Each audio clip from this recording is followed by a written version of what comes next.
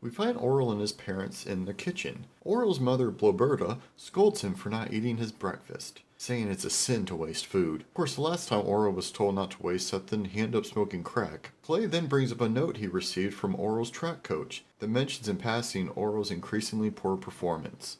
Orel dismisses the importance of track when compared to church. However, Clay claims that it is important.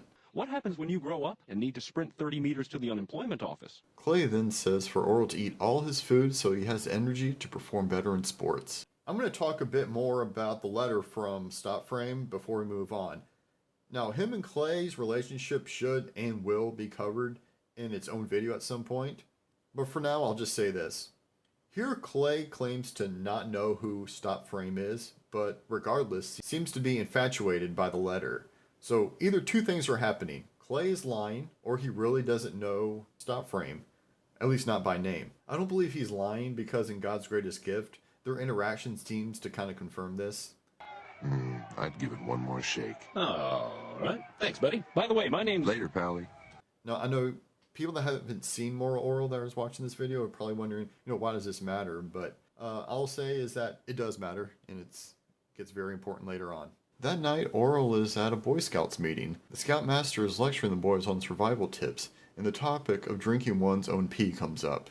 The Scoutmaster claims that in a life or death situation, urine can be a lifesaver. Given what his mother and father had said about wasting food, Orel decides that he should drink his pee, because wasting it would be a sin. I always really like this camping scene. Well, Orel's just not getting it. Like, the Scoutmaster is like, well, no, you don't actually need to drink your pee. This is just, it's a hypothetical type of situation. Like, well, if you were in trouble out in the wilderness, nothing to drink, yeah, you should probably drink your pee. And it's really, the funniest part is that it ends with, like, all the other scouts being, like, verbally and, annoyed with all the stupid questions. And they're just like, oh my God. And Orel just oblivious is like, thinking about basically, hey, I'm going to drink my own pee. A few days pass and Orel's new beverage of choice seems to have improved his performance in track. Coach Stopframe has noticed and wants to know his secret. Orel explains that he's been drinking a new,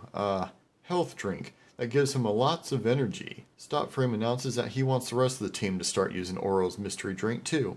When asked where to get it, Orel claims to have a source, and the other boys all say they'll pay Orel to acquire it. And so that night, Orel goes about making enough Formula number 1 for the whole team. I find it pretty interesting that Orel hides his pee drinking from his parents and teammates. It shows that even though he can be pretty oblivious most of the time, he has enough self-awareness to know that what he's doing is kind of weird. But in his never-ending quest to please God and be a better Christian, Orel's willing to lie, or at least hide the truth. I guess you could commend him for his dedication, no matter how misguided his thought process can be. So Orel sells his pee, and praise the Lord, his team wins the next meet, all thanks to his special health drink. However, when Orel is seen eating cereal, despite the Puffington household being out of milk, Clay demands to know just what is in his son's bowl. Wait a minute.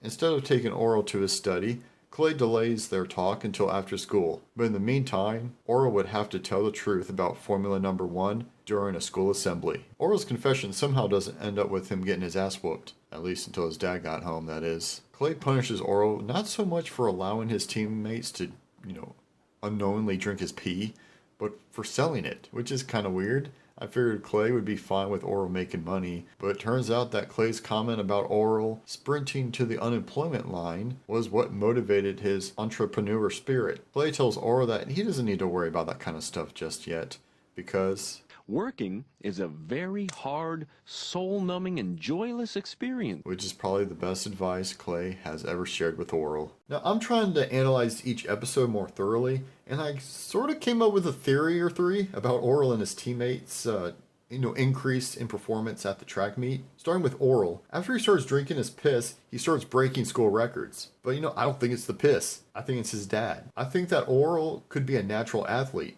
He just doesn't take sports seriously.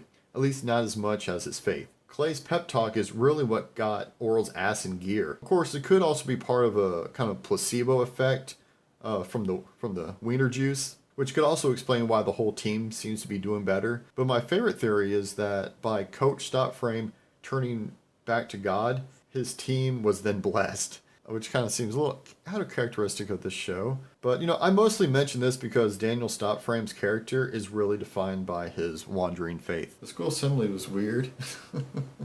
Because it doesn't really... You would expect something more to happen in that scene.